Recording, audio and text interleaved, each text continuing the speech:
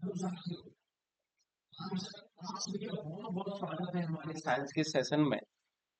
आज इस क्लास के अंदर वर्ग 3 चयन परीक्षा 2025 के सबसे महत्वपूर्ण विषय के बारे में बात करेंगे। इस विषय के अंदर मैं आपको एक एक करके सारे चैप्टर्स को ओपन करता जाऊंगा और इसके बेहतरीन कंसेप्ट जो कि हर किसी एग्जाम में पूछे जाते हैं, मैं आज आपके लिए उनमें से एक टॉपिक लेकर आया हूँ, केमिकल कोऑर्डिनेशन एंड इंटीग्रेशन। इसका मतलब क्या हुआ कि आपकी बॉडी के अंदर दो तरह का कोऑर्डिनेशन होता है, एक केमिकल्स के द्वारा जिसे हॉर्मोन्स कहते हैं उसके द्वारा, और दूसरा होता है नर्वस सिस्टम जिसको हम न्यूरॉन्स कहते हैं उनके द्वारा होता है। चलिए हम बात करते हैं सबसे पहले ऑब्जेक्टिव की, जिसमें पूछा गया है which is ऑफनली called master gland. किसको अक्सर मास्टर ग्लैंड कहा जाता है? मास्टर ग्लैंड और मास्टर ग्रंथि आखिर किसको कहते हैं? आपको पता है कि एक कॉमन सा क्वेश्चन है, आपके ब्रेन के अंदर एक पीयूष ग्लैंड हुआ करती है जिसे पीयूष ग्रंथि या पिट्यूटरी ग्लैंड कहते हैं। बस इसी को ही मास्टर ग्लैंड के नाम से जाना जाता है। यहाँ पर थायराइड ग्लैंड हुआ करती है, ये आपको पता है कि आपके गले में हुआ करती है, और जब आयोडीन की कमी होती है तो यहाँ पर थायरॉक्सिन हार्मोन नहीं बन पाता है, जिसकी वजह से आपको एक गॉइटर या गल घोंटू के नाम से, या फिर आप जिसे आप कह सकते हैं घेंगा के नाम से एक बीमारी होती है। पिनियल ग्लैंड है वो आपकी ब्रेन में मिलती है और इसको बायोलॉजिकल क्लॉक के नाम से जाना जाता है। सबसे महत्वपूर्ण बात मैं आपको बता दूं, जो अक्सर कंपटीशन में पूछी जाती है, इसे बायोलॉजिकल क्लॉक कहते हैं, क्योंकि हमारे सोने और जागने को ये कंट्रोल किया करती है।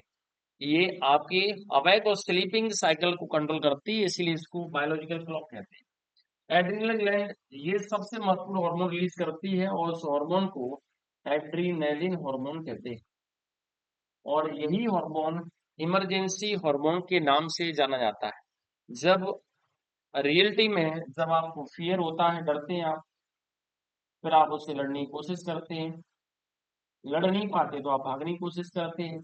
इसका मतलब ये हुआ कि fear, fight and flight triple F hormone के नाम से सबसे ज्यादा पॉपुलर है, वो है एड्रीनलिन हार्मोन, और जो रिलीज होता है एड्रीनल ग्लैंड से। चलिए हम बात करते हैं अगले objective. Hormone insulin is produced by which organ. Insulin hormone आखिर किस ऑर्गन, किस अंग से रिलीज होता है, आखिर कहाँ से सीक्रेट होता है? देखिए आपको बता दें कि इसका आंसर है पेंक्रियास, जिसको अग्नाशय कहा जाता है। पेंक्रियाज में दो तरह की सेल होती है, एक अल्फा सेल होती है, दूसरी बीटा सेल। बीटा सेल होती है वो इंसुलिन हार्मोन बनाती है, बीटा सेल होती हैं, बीटा कोशिकाएं होती हैं, वो इंसुलिन हार्मोन बनाती है। और लेकिन हम बात करें अल्फा सेल की, तो अल्फा सेल्स या अल्फा कोशिकाएं, इसी का एक साथी हार्मोन हुआ करता है ग्लूकागॉन, इस हार्मोन को बनाती है। इंसुलिन का काम होता है कि ब्लड में ग्लूकोज के लेवल को मेंटेन करना। दैट मीन्स एक्स्ट्रा ग्लूकोज जो हो गया, नॉर्मल से ज्यादा हो गया, किसी को डायबिटीज न हो पाए, उसके लिए इंसुलिन काम करता है। लेकिन यदि आपकी ब्लड में ग्लूकोज का लेवल डाउन है, उसको इंक्रीज करने का और नॉर्मल वैल्यू तक लाने का काम ग्लूकागॉन का होता है। सबसे महत्वपूर्ण हार्मोन है। लीवर, आपको पता है कि लीवर आपकी बॉडी के अंदर सबसे महत्वपूर्ण फंक्शन करता है। क्या करता है कि लीवर है वो लिपिड का डाइजेशन करता है, जिसको फैट और ऑयल कहते हैं, और डाइजेशन करते समय यूज करता है बाइल जूस का, जिसको पित्तरस कहते हैं, जिसको आप पित्तरस कहते हैं, बाइल जूस का यूज करता है। उसके बाद किडनी, किडनी आपकी बॉडी के अंदर फिल्ट्रेशन का काम करती है। उसके बाद थायराइड ग्लैंड, मैं आपको बताया कि गले में होती है, लैरिंग्स के आसपास, जिसे आप कंठ कहते हैं, वहां पर चिपकी होती है, बटरफ्लाई जैसी हुआ करती है। इसीलिए बार बार कहा जाता है कि बटरफ्लाई तितली जैसी आखिर कौन सी ग्रंथि है, तितली जैसी ग्रंथि कौन सी है? तो उसका आंसर होता है थायराइड ग्रंथि, thyroid gland. Question number third है growth hormone is primary responsible for. Growth hormone नाम से लग रहा है, ग्रोथ हार्मोन यानी जन्म के बाद में कुछ हॉर्मोन्स ऐसे रिलीज होते हैं कि उनकी अमाउंट जैसे बढ़ती है, तो आपकी प्रॉपर ग्रोथ भी होती है, साथ में डेवलपमेंट भी होगा बोन्स का और टिश्यू का। इसी में आपका उसका भी है। नेक्स्ट है which hormone is release in response to stress and prepares the body for a fight or flight response. इनमें से कौन सा ऐसा हार्मोन है जो कि तनाव की स्थिति में, डर की स्थिति में बनता है और आपको आपको स्टिमुलेट करता है कि आप वहां से या तो भाग जाएं या फिर लड़ने की कोशिश करें। तो इस कंडीशन मैंने आपको बताया था, उस हार्मोन का नाम है एड्रेनालिन। और सबसे बड़ी बात देखो, एड्रेनालिन का दूसरा नाम एपिनेफ्रिन हार्मोन। एड्रीनलिन और एपिनेफ्रिन हार्मोन एड्रीनल ग्लैंड से ही रिलीज होते हैं। यहाँ पर आप देखिए थर्ड से मैंने आपको बताया था प्रोलैक्टिन हार्मोन। प्रोलैक्टिन हार्मोन हुआ करता है ये आफ्टर डिलीवरी, जो मेमोरी ग्लैंड हुआ करती है फीमेल में, उस मेमोरी ग्लैंड के अंदर मिल्क के इंजेक्शन, मिल्क प्रोडक्शन के लिए और मिल्क के फॉर्मेशन के लिए सबसे ज्यादा उत्तरदायी होता है। और उसके बाद ऑक्सीटोसिन, इसको बर्थ हार्मोन कहते हैं, बर्थ हार्मोन के नाम से पॉपुलर है। जब फीमेल के अंदर, ह्यूमन फीमेल में, जब उस महिला के 9 मंथ्स पूरी तरह से कंप्लीट हो जाते हैं, जिसे गेस्टेशन पीरियड या गर्भ धारण काल कहते हैं, तब उस कंडीशन में होता क्या है, उस कंडीशन में मसल्स के अंदर ऑक्सीटोसिन हॉर्मोन्स होता है, बहुत तेजी से काम करता है और मसल में कॉन्ट्रैक्शन कराते हैं। इसको लेबर पेन के नाम से जाना जाता है। और लेबर पेन जैसे क्रिएट होते हैं, मस्कुलर कॉन्ट्रैक्शन होता है उस दौरान, और उसके बाद जो बेबी होता है यूटेरस से बाहर आता है, और इसी यूटेरस से बेबी का बाहर आना बर्थ कहलाता है। इसीलिए बर्थ के लिए रिस्पॉन्सिबल हार्मोन कौन सा है, ऑक्सीटोसिन। एक और चीज बताएं, ऑक्सीटोसिन हार्मोन हुआ करता है, बनता हाइपोथैलेमस में है। बहुत इंपॉर्टेंट है, ये बनता हाइपोथैलेमस में है, हाइपोथैलेमस। लेकिन जो रिलीज होता है, जो स्टोर होता है, वो होता है पिट्यूटरी ग्लैंड में, जिसको आप कहते हैं पीयूष ग्रंथि। पीयूष ग्रंथि के अंदर ये स्टोर होता है, यहीं से रिलीज होता है, और रिलीज होने के बाद में सीधे यूटेर की मसल पे काम करता है। ये कुछ इंपोर्टेंट बातें थी इसकी। अगला क्वेश्चन है हार्मोन ऑक्सीटोसिन। देखो आगे, ऑक्सीटोसिन हार्मोन है, उसका इन्वॉल्वमेंट, उनका संबंध कहाँ पर। देखिए यहाँ पर ऑक्सीटोसिन हार्मोन का संबंध stimulating the milk production in the lactating mothers। Mother after delivery, जो मदर हुआ करती हैं उनमें मेमोरी ग्लैंड्स हुआ करती हैं, उनमें मिल्क प्रोडक्शन, स्तनपान कराने वाली माताओं में दूध उत्पादन को प्रोत्साहित करता है।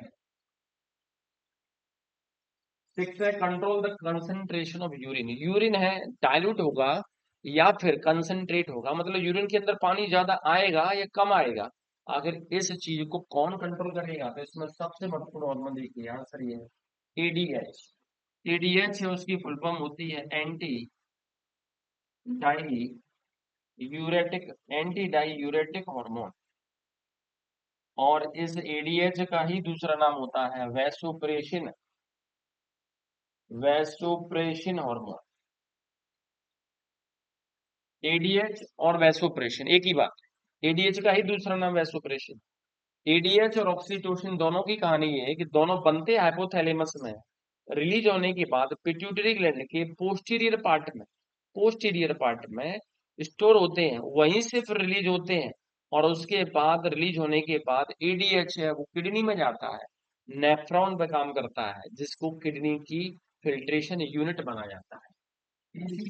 एड्रीनोकॉर्टिकोट्रोफिक हार्मोन, एड्रीनोकॉर्टिकोट्रोफिक ट्रॉफिक हार्मोन, एसीटीएच, ये रिलीज होता है पिट्यूटरी ग्लैंड, जिसको पीयूष ग्रंथि कहते हैं, वहां से रिलीज होता है एसीटीएच, एड्रिनल पर काम करता है। तो यहाँ पर यूरिन की सांद्रता को नियंत्रित करने वाला एक ही हार्मोन एडीएच। ये आपकी बॉडी में तब रिलीज होता है जब आपकी बॉडी में पानी की कमी हो, और उस दौरान ये किडनी की जो फिल्ट्रेशन यूनिट है, जिसे आप नेफ्रॉन कहते हैं, उसके सबसे लास्ट वाले पार्ट, जिसको आप डीसीटी कहेंगे, उसके बाद काम करता है, वहां से वाटर को रीअब्सॉर्ब करता है, वापस ब्लड में पहुंचा देता है और आपको डिहाइड्रेशन से बचाता है। इसीलिए anti diuretic hormone. Group of hormones called which are released due to the cortex of the adrenal। Adrenal gland के कॉर्टेक्स वाले पार्ट से रिलीज होने वाले हॉर्मोन्स का नाम क्या है। नाम है ग्लूकोकॉर्टिकॉइड हॉर्मोन्स। नेक्स्ट है एड्रीनो कॉर्टिकोट्रोपिक हार्मोन, एसीटीएच, अभी बताया था। Stimulate the adrenal cortex, adrenal के दो पार्ट, एक एड्रिनल मेडुला, दूसरा एड्रिनल कॉर्टेक्स। कॉर्टेक्स पर जाता है और उसके बाद क्या प्रोड्यूस करवाता है, तो कॉर्टेक्स पर जाने के बाद में प्रोड्यूस कराता है कॉर्टिसोल, कॉर्टिसोल हार्मोन ये प्रोड्यूस कराता है। टेस्टोस्टेरोन के बारे में बताएं तो ये मेल सेक्स हार्मोन के नाम से पॉपुलर है। मेल के अंदर रिलीज होगा और रिलीज होने के बाद ये सेक्सुअल जो पावर हुआ करती है, और साथ साथ में स्पर्मेटोजेनेसिस मतलब शुक्राणु जनन, मतलब होता है शुक्राणुओं की बनने की प्रोसेस को फास्ट कर देता है। दूसरा, ये मेल के अंदर, दैट मीन्स पुरुषों और लड़कों के अंदर करता क्या है, सेकेंडरी सेक्सुअल करैक्टर यानी द्वितीयक लक्षणों के लिए उत्तरदायी है। जैसे दाढ़ी मूंछ का आना, जैसे एग्रेसिव होना, द्वितीयक लक्षण कहलाते हैं। द्वितीयक लक्षणों के लिए उत्तरदायी होता है। एल्डोस्टेरोन बहुत ही महत्वपूर्ण हार्मोन है। एल्डोस्टेरोन भी एड्रिनल के कॉर्टेक्स वाले भाग से निकलता है और निकलने के बाद किडनी के नेफ्रॉन में जाता है, और जाने के बाद वहां पर क्या करेगा, वहां पर करता है आयनों का बैलेंस, आयनों का बैलेंस करता है, आयनों का संतुलन करता है। उसके बाद कॉर्टिसोल, तो कॉर्टिसोल आप देखिए एसीटीएच हार्मोन हुआ करता है, एड्रिनल कॉर्टेक्स पर काम करेंगे तो यहाँ से कॉर्टिसोल को रिलीज करवाते हैं। नेक्स्ट है इस तत्व की कमी से, इनमें से कौन सा ऐसा एलिमेंट है जिसकी कमी से रियलिटी में कहीं ना कहीं थायराइड ग्रंथि में सूजन आ जाती है। मैंने आपको बताया था थायराइड ग्रंथि यहाँ पर होती है, जब उसमें स्वेलिंग होती है तो उस बीमारी का नाम गोइटर या घेंगा होता है। गोइटर आपको भली बात पता है कि गोइटर हुआ करता है वो आखिर किसकी कमी से होता है, आयोडीन की कमी से। रीजन क्या है कि आयोडीन है,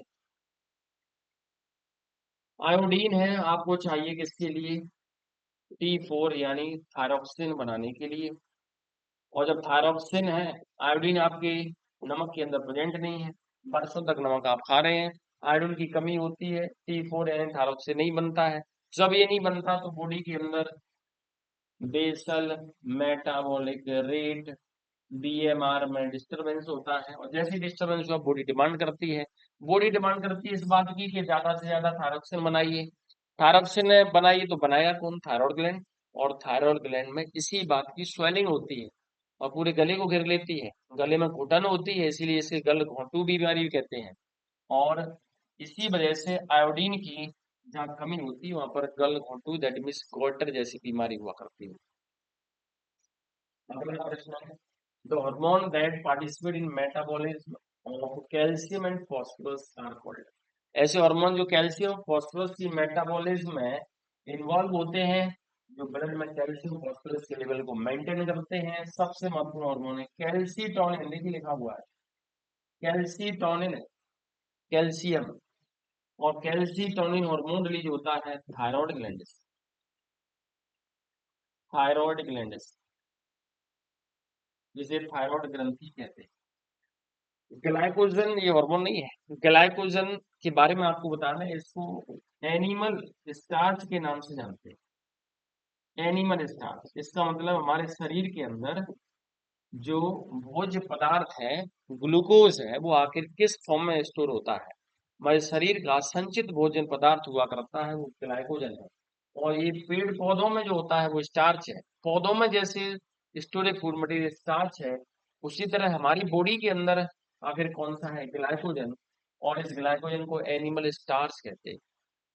उससे ग्लूकागोन आपको बताया था, ग्लूकागोन पैंक्रियाज से रिलीज होता है, इसको अग्नाशय कहते हैं।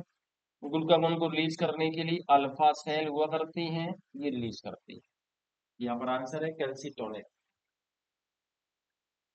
11 में लिखा है deficiency of adrenal cortex hormones can lead to. Adrenal के कॉर्टेक्स हार्मोन्स है, यदि उनकी कमी हो जाती है तो बीमारी हो करती है। और ये बीमारी जो होती है, उस बीमारी में हम आपको बताएं कि सबसे महत्वपूर्ण बीमारी उसकी कमी से होती है, वो है एडिशन डिसीज। एडिशन रोग हुआ करता है। और यहाँ पर देखिए ये बौनापन ग्रोथ हार्मोन की कमी से होता है, ग्रोथ हार्मोन की अधिकता से होता है, GERD। इसका आखिर रिलेशन क्या है, इसका रिलेशन आपके गैस्ट्रिक और इसके साथ साथ ईसोफेजियल, मतलब ईसोफेगस, देखो यहाँ पर फुल फॉर्म लिख रहा हूं मैं, गैस्ट्रो ईसोफेजियल रिफ्लेक्स डिसीज। इसका मतलब ये हुआ एक बीमारी है जिसमें आपको खट्टी डकारें आती है, मतलब आपके gastro gastro that means stomach, आपका जो पेट होता है उसके अंदर जो एसिड बनता है हाइड्रोक्लोरिक एसिड, वो एसिड धीमे धीमे नीचे की तरफ न जाकर वो ऊपर की तरफ आने लगता है, उल्टी डायरेक्शन में ऊपर की तरफ ईसोफेगस यानी फूड पाइप के अंदर जाता है, और आपको खट्टी डकारें आती हैं, ये बार बार आती हैं, तो उस बीमारी का नाम GERD। यहाँ पर एडिनल कॉर्टेक्स की कमी से बीमारी होती है, उसका नाम है एडिशन डिसीज, एडिशन बीमारी। अगला है कि if too much growth hormone is release during the growth period के दौरान यदि ग्रोथ हार्मोन ज्यादा रिलीज होते हैं तो आखिर it can cause secret the glucagon hormone, आखिर ग्लूकागोन हार्मोन को स्रावित करने के लिए उत्तरदायी होते हैं। अब ये पूछा है ग्लूकागोन हार्मोन आता कहाँ से है, और इसलिए कहाँ से बनेगा, पेंक्रियास। और पेंक्रियास के बारे में बता दें, ये मिक्स ग्लैंड के नाम से पॉपुलर है, क्योंकि ये हार्मोन बनाती है और उसके साथ साथ में क्या बनाती है, हार्मोन के साथ साथ में ये एंजाइम भी बनाती है, हार्मोन और एंजाइम बनाने वाली मिक्स ग्लैंड कहलाती है पेंक्रियास और अग्नास। नेक्स्ट है name the hormone that is responsible for milk secretion after parturition, मतलब प्रसव के बाद में दूध स्रावण के लिए आखिर कौन है इनमें से जिम्मेदार, insulin, prolactin, lactogen, none of the above. Answer इसका है प्रोलैक्टिन। ये हार्मोन जो डिलीवरी होने के बाद में स्तन के अंदर महिलाओं में दूध स्रावण के लिए उत्तरदायी है। अग्नाशय की अल्फा कोशिकाओं द्वारा निर्मित हार्मोन कौन सा है, अग्नाशय के द्वारा निर्मित हार्मोन होता है, आपको बताया अल्फा कोशिकाएं बनाती है ग्लूकागॉन, ये अल्फा कोशिकाएं बनाती है, इंसुलिन बनाने वाली बीटा कोशिकाएं होती है, कैल्सिटोनिन मैंने आपको बताया था कौन सी ग्लैंड थी, कौन सी ग्रंथि थी, thyroid gland, thyroid gland, thyroid ग्रंथि थी। उसके बाद नेक्स्ट देखिए, यहाँ पर आंसर है glucagon. Next 15 hormone produced by beta cells, मैंने बताया था पेंक्रियाज के बीटा सेल जो हार्मोन बनाती है वो कौन सा है, insulin. Which of the following is incorrect regarding the endocrine glands. देखिए हम बात करें एंडोक्राइन ग्लैंड्स की, ऐसी ग्रंथियां जो कि अपने सीक्रेशन को, अपने ही प्रोडक्ट को डायरेक्ट ब्लड में रिलीज कर देती हैं, ब्लड के पास में होती हैं, और उसके बाद वो कभी भी अपनी डक्ट का निर्माण नहीं करती, बिना किसी डक्ट के डायरेक्ट ब्लड में रिलीज कर देती हैं, ऐसी ग्लैंड्स को ही एंडोक्राइन और अंतःस्रावी ग्रंथियां कहते हैं। अब इसमें कौन सा इनकरेक्ट है ये पूछा है, कौन सा सही नहीं है, देखो पहला देखो, नन है ductless gland, इनमें नलिका विहीन हुआ करती है, नलिकाएं नहीं होती इनमें, सही बात है। दे सीक्रेशंस आर कॉल्ड, इनके श्रावण को बनने वाले पदार्थों को हार्मोन कहते हैं, ये भी बात सही है। Hormones are secreted through the duct, ये गलत, डक्ट के द्वारा ब्लड में नहीं छोड़े जाते, और गलत ही पूछा है और गलत ही सही है, देखिए सी ऑप्शन सही है इसका। लास्ट देखिए दीज ग्लैंड्स लैक डक्ट, इन ग्रंथियों नलिकाओं का अभाव होता है, ये तो सही है। तो ए बी और डी तो इसके लिए सही है, लेकिन जो पूछ रहे हैं इनकरेक्ट कौन सा है, तो आंसर होगा सी।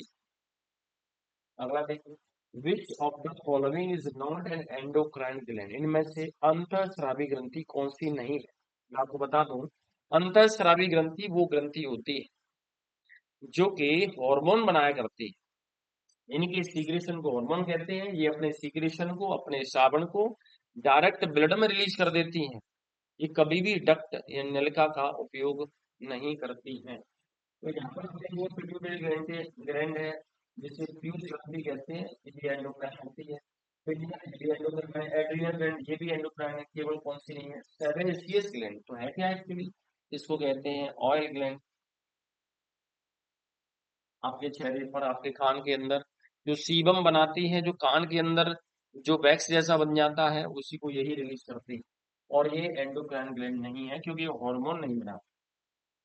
Hypothalamus is the basal part of which of the following, hypothalamus मैं इसके बारे में ही बता दूं आपको। हाइपोथैलेमस है, इसी को कहते हैं मास्टर ऑफ ग्लैंड। इसके अंदर मास्टर ग्लैंड कौन सी थी? पिट्यूटरी, जिसको आप पीयूष ग्रंथि कह रहे थे। उसके सारे कामों को कंट्रोल करने का तरीका इन्हीं के पास में है। ये दो तरह के हार्मोन बनाती है, एक रिलीजिंग हार्मोन, दूसरे इनहिबिटरी हार्मोन। मतलब है कि एक उत्तेजक वाले होते हैं, दूसरे अवरोधक वाले होते हैं। इसीलिए इसको, हाइपोथैलेमस को ही मास्टर ग्लैंड कहते हैं। आखिर कहाँ पर है? तो इसका सही आंसर है फोर ब्रेन। ब्रेन के जो अग्र मस्तिष्क हुआ करता है, फोर ब्रेन, जो आगे वाला हिस्सा होता है ब्रेन में, उसी के अंदर एक पार्ट होता है जिस पार्ट को कहते हैं डाइएनसेफेलॉन। इस डाइएनसेफेलॉन के अंदर ही प्रेजेंट होती है हाइपोथैलेमस। उसके बाद नेक्स्ट देखिए, पिट्यूटरी द्वारा कितने प्रकार के हार्मोन स्रावित होते हैं? पिट्यूटरी के दो पार्ट होते हैं, उनमें से दो प्रकार के होते हैं। एक तो आते हैं, हाइपोथैलेमस से आता है, और उसके पिट्यूटरी के पश्च भाग यानी पोस्टीरियर भाग में आने के बाद वो वहां पर स्टोर हो जाते हैं। उनके नाम थे, एक एडीएच था, दूसरा क्या था एडीएच के साथ में ऑक्सीटोसिन, जिसको बर्थ हार्मोन कहा गया। और एक नॉर्मल हार्मोन्स हुआ करते हैं जो अदर एंडोक्राइन ग्लैंड पर, अंतःस्रावी ग्रंथियों पर काम करते हैं। इसीलिए आंसर इसका B। हाइपोथैलेमिक हार्मोन कहाँ उत्पन्न होते हैं, कहाँ से ओरिजिनेशन होता है? तो देखिए, हाइपोथैलेमिक हार्मोन नर्व के एंडिंग नर्व तंत्रिका के अंत से होते हैं? नहीं। सिनेप्टिक वेसिकल यानी बटन जैसी स्ट्रक्चर होती है, उनसे होते हैं? नहीं। हाइपोथैलेमिक न्यूरॉन से हुआ करते हैं। एक्सोन न्यूरॉन का लंबा पार्ट होता है, सबसे लंबा पार्ट न्यूरॉन का, सबसे लंबा पार्ट क्या है? एक्सोन। याद रखिए, आंसर आता है hypothalamic neuron. Which part of the pituitary is under the direct control of the hypothalamus? आखिर पिट्यूटरी को हाइपोथैलेमस कंट्रोल कर रहा है। तो ये पूछ रहे हैं कि हाइपोथैलेमस डायरेक्ट कैसे कंट्रोल करता है पिट्यूटरी ग्लैंड को? पिट्यूटरी ग्लैंड को मास्टर ग्लैंड कहते हैं, और इस मास्टर ग्लैंड को आप आखिर कंट्रोल कैसे करेंगे? तो हाइपोथैलेमस कैसे कंट्रोल करता है, तरीका देखो। इसका ये दो भाग होते हैं। हाइपोथैलेमस जिस पिट्यूटरी ग्लैंड को कंट्रोल करता है, उस पिट्यूटरी ग्लैंड के दो भाग।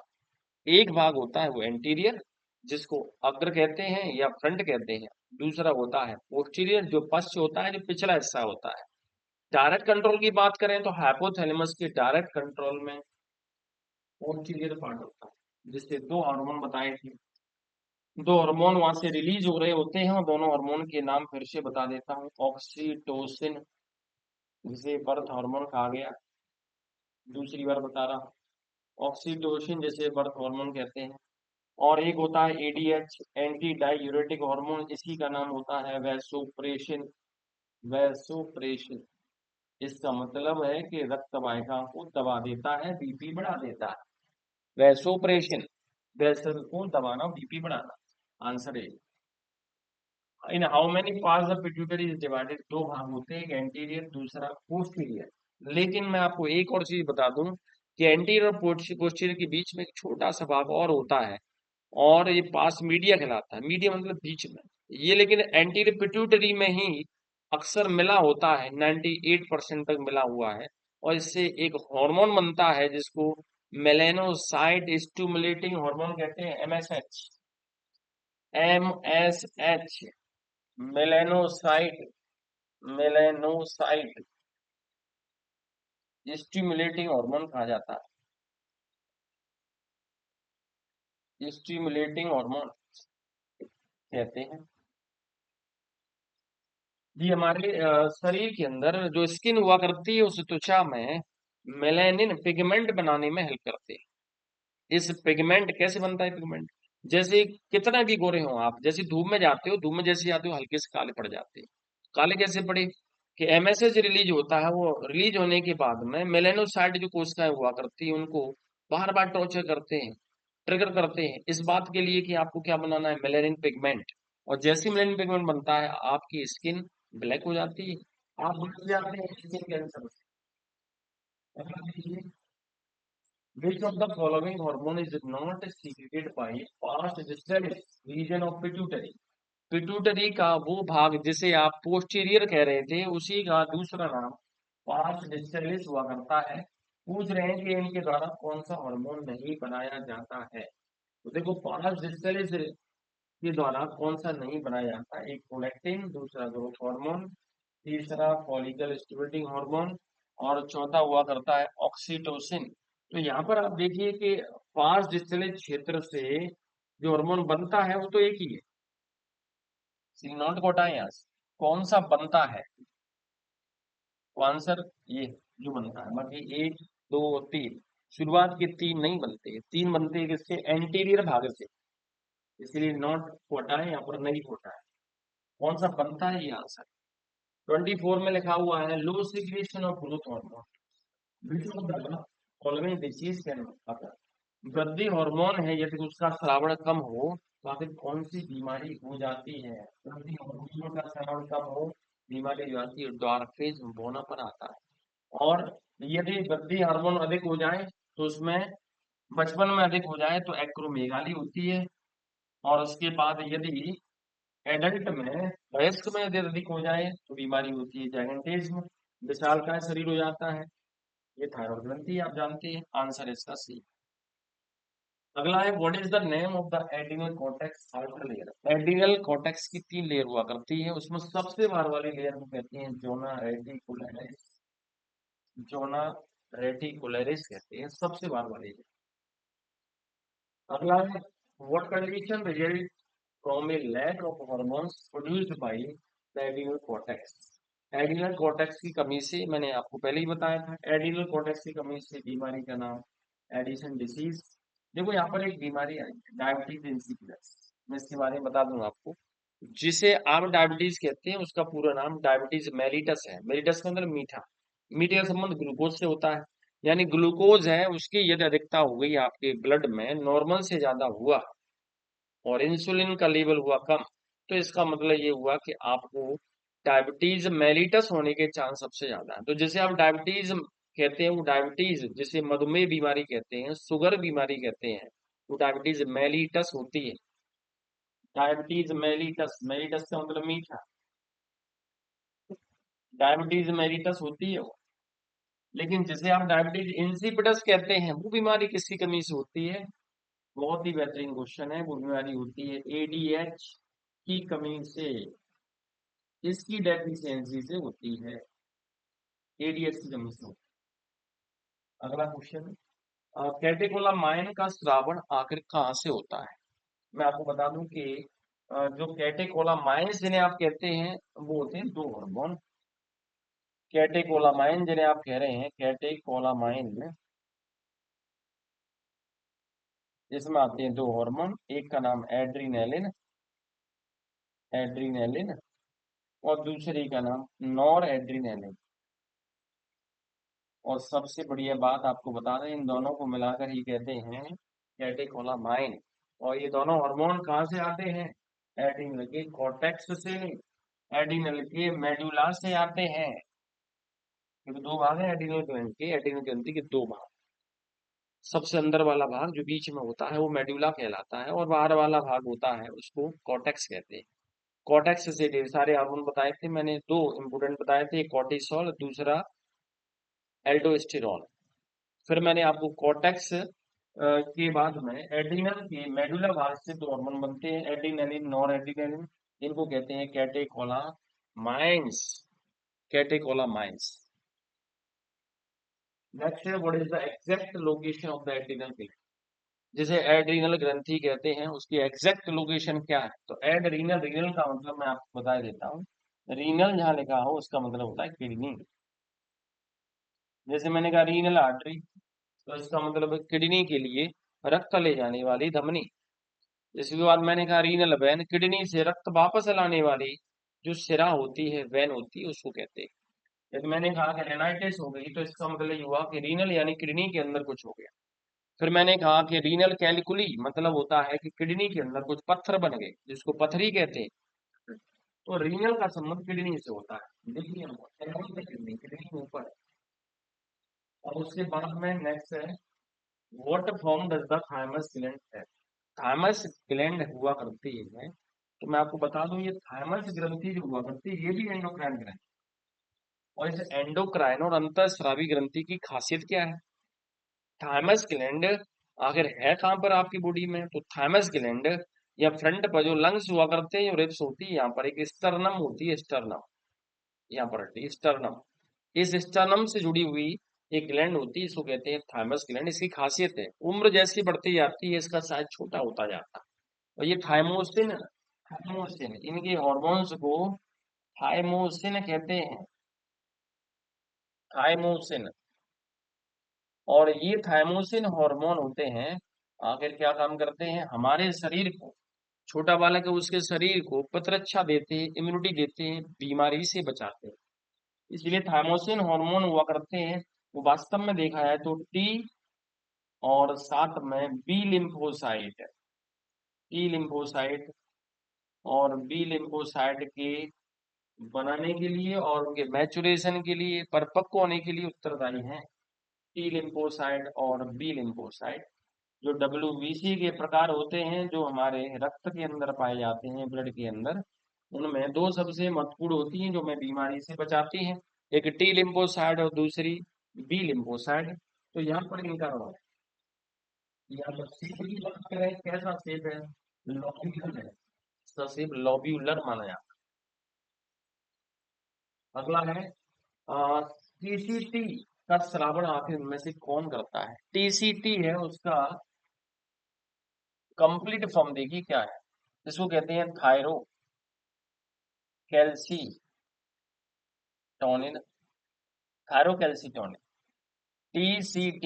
अब यहाँ पर थायरोकैल्सीटोनिन मतलब थायराइड ग्लैंड से निकलने वाला एक ऐसा हार्मोन जो कैल्शियम को टॉन करता है, कैल्शियम को ब्लड से निकालता है और हड्डियों के अंदर लेके जाता है, तो हड्डियों को मजबूती देता है। लेकिन ब्लड में कैल्शियम कम हो गया, तो ब्लड में जब कैल्शियम कम हो जाता है तो हम कहते हैं कि हाइपोग्लाइसीमिया हो गया, हाइपोग्लाइसीमिया, हाइपोग्लाइसीमिया।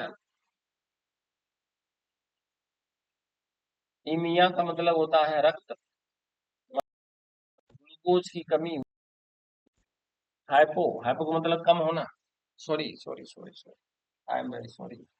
हाइपोग्लाइसीमिया नहीं, हाइपोकैल्सीमिया, ग्लूकोज कम नहीं हो रहा है, कैल्शियम कम हो रहा है, हाइपोकैल्सीमिया कहते हैं, हाइपोकैल्सीमिया, हाइपोकैल्सीमिया।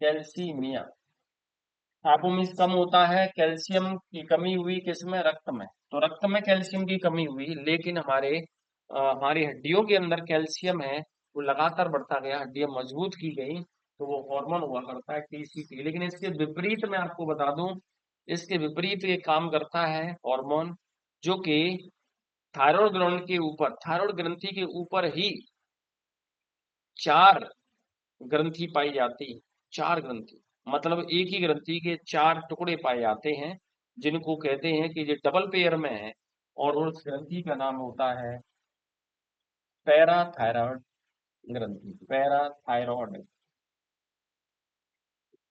थायराइड के ऊपर ही होती है। पूछा जाता है पैराथायरॉयड ग्रंथि कहाँ पर है, तो लिखा जाता है थायराइड ग्रंथि के ऊपर पेयर में पाई जाती है, दो जगह होती है, इसे चार टुकड़े दिखाई देते हैं। इससे एक हार्मोन निकलता है, उस हार्मोन को पैराथायरॉयड हार्मोन कहते हैं, और शॉर्ट में कहते हैं PTH, parathyroid hormone, parathyroid hormone, और इसको शॉर्ट में कहते हैं PTH। इसका काम उल्टा होता है, ये ब्लड में कैल्शियम को बढ़ाता है, इसीलिए इसको कहते हैं, ये हाइपो नहीं है, हाइपर है, हाइपर मतलब ज्यादा, हाइपर कैल्सीमिया कराता, मतलब है कि रक्त में कैल्शियम को बढ़ाने का काम करता है, उल्टा काम। तो इसका मतलब है कि थायरोकैल्सीटोनिन यानी TCT और PTH दोनों एक दूसरे के विपरीत काम करने वाले हार्मोन है, जैसे इंसुलिन और ग्लूकागॉन, ठीक वैसे ही काम करते हैं। चलिए, यदि आपको मेरा सेशन अच्छा लगा हो तो लाइक शेयर और सब्सक्राइब जरूर करें। तब तक के लिए गुड बाय, मिलते हैं अलग अगले लेक्चर में। Thank you.